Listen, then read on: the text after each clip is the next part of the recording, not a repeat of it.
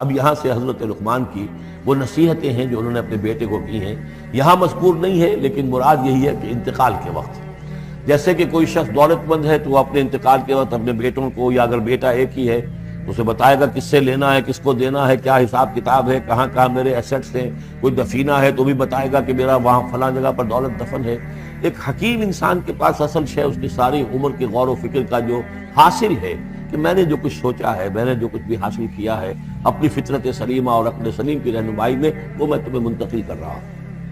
وَإِذْ قَالَ لُقْمَانُ لِابْنِهِ وَهُوَ يَعِظُهُ، یاد کرو جب کہ کہا لقمان نے اپنے بیٹے سے اور وہ اسے نصیحت کر رہے تھے، یا بنی لا تشرک باللہ، نمبر ایک اللہ کے ساتھ شرک مت کیجو، ان الشرک لظلم عظیم، یقیناً شرک بہت بڑا ظلم ہے، بہت ظلم، سب سے بڑی ناانصافی۔ عربی زبان میں ظلم کہتے ہیں وضع الشیء فی غیر محلہ، کسی شے کو ہٹا کر اس کے اصل مقام سے ہٹا کر کہیں اور رکھ دینا، یہ ظلم ہے۔ اللہ خالق ہے تنہا، باقی سب مخلوق ہے، اب آپ نے مخلوق میں سے کسی کو اللہ کے برابر کر دیا، یا اللہ کو کسی اعتبار سے گرا کر مخلوق کی سب میں لا کے کھڑا کر دیا، تو اس سے بڑا شرک، اس سے بڑی ظلم، اس سے بڑی ناانصافی، اس سے بڑا ظلم کوئی نہیں۔ اب بنی لا تشرک باللہ ان الشرک لظلم عظیم، اے میرے بچے شرک مت کرنا اللہ کے ساتھ، اس لیے کہ شرک جو ہے بہت بڑا ظلم ہے، بہت بڑی ناانصافی ہے۔ دوسری وصیت ان کی کیا ہے؟ یا بنی انہا ان تک مثقال حبۃ من خردل فتکن فی صخرۃ او فی السماوات او فی الارض یأت بها اللہ ان اللہ لطیف خبیر، اے میرے بچے عمل، خواہ وہ نیکی کا ہو خواہ بدی کا ہو، انہا ہا کی ضمیر ہے عمل کی طرف، عمل خواہ ایک رائی کے دانے کے ہم وزن ہو، اب یہ سب سے چھوٹی چیز رائی کا دانہ، فتیلہ، نقیرہ، یہ تین چیزیں آتی ہیں قرآن مجید میں عام طور پر چھوٹی شے کے لیے،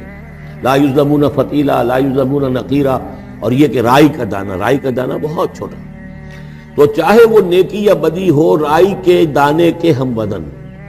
اور پھر فتکن فی صخرۃ، وہ کسی پہاڑ کی، کسی چٹان کے پیٹ میں جا کر، کسی کھو کے اندر جا کر وہ عمل کیا گیا ہو، او فی السماوات، یا آسمانوں میں کیا گیا ہو، اب تو آسمانوں میں ہے نا، آپ خلا میں جا کر وہ عمل کر رہے ہیں تو پھر اب تو انسان جو ہے وہاں تک پہنچ گیا ہے، او فی الارض، یا زمین کے پیٹ میں گھس کر کیا گیا ہو، یأت بہ اللہ، اللہ اسے لے آئے گا۔ یعنی انسانی اعمال، انسان اشرف المخلوقات ہے، اور انسانی اعمال ایسی گھٹیا چیز نہیں ہے کہ ایسے ضائع کر دے اللہ، چاہے وہ نیکی ہے چاہے بدی۔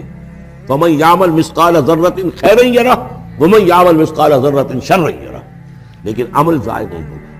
چاہے وہ رائی کے دانے کے برابر ہو، پھر چاہے وہ کسی چٹان میں گھس کر کیا گیا ہو، کسی پہاڑ کی کھو میں کیا گیا ہو، چاہے وہ خلا اور فضا کی پہنائیوں میں کیا گیا ہو، چاہے وہ زمین کے اندر سرنگ کھود کر کیا گیا ہو، یأت بہ اللہ ان اللہ لطیف خبیر، یقیناً اللہ تعالیٰ باریک بین ہے، باخبر ہے۔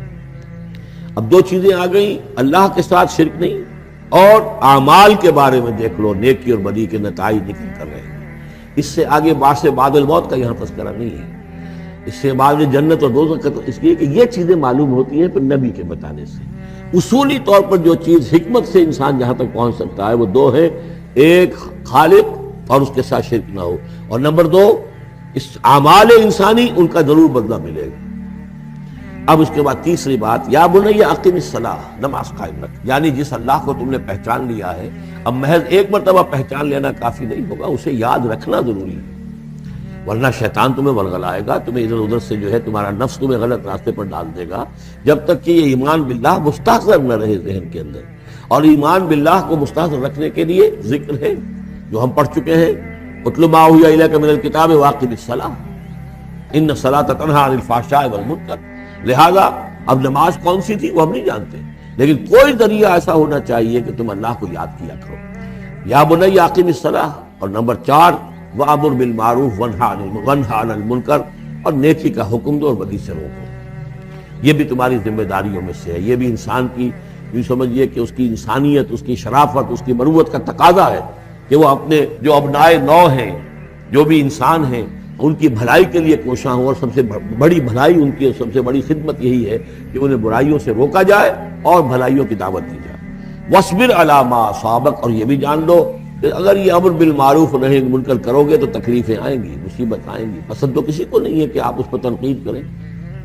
اگر آپ کسی بچے کو بھی سڑک پر کھیل رہا ہو، گلی میں کھیل رہا ہو، اگر آپ اس سے کہہ دیں کہ بیٹے یہ کوئی کرکٹ کھیلنے کی جگہ نہیں ہے، کسی کی گاڑی کا شیشہ توڑو گے تم، تو آپ دیکھ لیجئے پھر کیا آپ کا وہ اس کو کیا جواب دے گا آپ کو. اسی لیے آپ بولتے ہی نہیں ہیں کہ اب لے کر وہاں سے نکل جائیں. تو کسی کو بھی نصیحت پسند نہیں ہے, حق کڑوا ہے, لہذا آپ اگر حق کہنا ہے اور نصیحت کرنی ہے تو پھر تیار رہو کہ وہ ممکن ہے تمہیں پلٹ کر گالی دے دے, وہ کہے کہ تم پہلے ذرا اپنے دامن کو دیکھو تمہارے کتنے دھبے ہیں. اب جو بھی ہو برداشت. اور اگر کوئی بڑی بات ہے, اگر فرعون کے سامنے جا کر حق کہو گے تو وہ تو کہے گا کہ میں تمہیں جیل میں ڈالوں گا. تو اس طریقے سے یہ وَاصْبِرْ عَلَىٰ مَا أَصَابَكَ, پھر جو شے بھی تم پر آئے اس پر صبر کرو. إِنَّ ذَلِكَ مِنْ عَزْمِ الْأُمُورِ, یقیناً یہ چیزیں ہیں جو بڑی ہمت کے کاموں میں سے. گویا کہ وہ چاروں چیزیں اس میں آ گئیں. وَالْعَصْرِ إِنَّ الْإِنسَانَ لَفِي خُسْرٍ إِلَّا الَّذِينَ آمَنُوا وَعَمِلُوا الصَّالِحَاتِ وَتَوَاصَوْا بِالْحَقِّ وَتَوَاصَوْا بِالصَّبْرِ. یہاں اصطلاحات ذرا علیحدہ ہو گئی, تواصی کے بجائے امر بالمعروف نہی عن المنکر آ گیا. صبر جو کا تو ہے, باقی ایمان اور وہ تمام چیزیں اعمال صالحہ میں سے نماز آ گئی, والدین کے ساتھ حسن سلوک آ گیا. آخری دو آیتیں ہیں وَلَا تُصَعِّرْ خَدَّكَ لِلنَّاسِ, اور دیکھو اپنے گالوں کو پھلا کر مت رکھو لوگوں کے سامنے, یعنی تکبر اور غرور اس انداز میں رہنا. وَلَا تَمْشِ فِي الْأَرْضِ مَرَحًا, اور تم زمین میں اکڑ کر نہ چلو. ان اللہ لا يحب كل مختال فخور, یقیناً اللہ تعالیٰ کو جو اکڑنے والے ہیں, اور یہ مختال بنا خیل سے. خیل کہتے ہیں گھوڑے کو. گھوڑے کی چال میں ایک تمکنت ہوتی ہے, تو جب انسان بھی بڑی تمکنت کے ساتھ چلتا ہے تو وہ گویا کہ اختیال بن گیا. لا يحب كل مختال فخور, شیخی کھوڑے, فخر کرنے والے, اکڑنے والے اللہ کو پسند نہیں ہے. یہ مضمون سورہ بنی اسرائیل میں بھی آ چکا ہے. وَلَا تَمْشِ فِي الْأَرْضِ مَرَحًا إِنَّكَ لَن تَخْرِقَ الْأَرْضَ وَلَن تَبْلُغَ الْجِبَالَ طُولًا, تم کتنا ہی پاؤں مار کر چلو ہماری زمین کو پھاڑ نہیں سکتے, اور کتنی گردن اکڑا لو, اونچے ہو جاؤ, سینہ تان لو اور اوپر ترا بھی چڑھا لو, لیکن یہ کہ تم پہاڑوں کی اونچائی تک نہیں پہنچ سکتے. آخری بات فرمائی وَاقْصِدْ فِي مَشْيِكَ, اپنی چال میں میانہ روی اختیار کرو. یہ میانہ روی ہر اعتبار سے, چال میں بھی, خرچ میں بھی. وَالَّذِينَ إِذَا أَنفَقُوا لَمْ يُسْرِفُوا وَلَمْ يَقْتُرُوا وَكَانَ بَيْنَ ذَلِكَ قَوَامًا, یہ ایک میچور شخصیت کا کہ اس کے اندر ہر اعتبار سے معلوم و توازن ہو, انتہا پسندی کسی بھی اعتبار سے نہ ہو. وَاقْصِدْ فِي مَشْيِكَ وَاغْضُضْ مِنْ صَوْتِكَ, اور اپنی آواز کو پست رکھو. اس کا مطلب کیا ہے کہ کہیں کوئی آرگومنٹ ہے, کہ جھگڑا ہو گیا ہے, تو آواز کو بلند کرنے کی کوشش نہ کرو, بات اپنی کرو.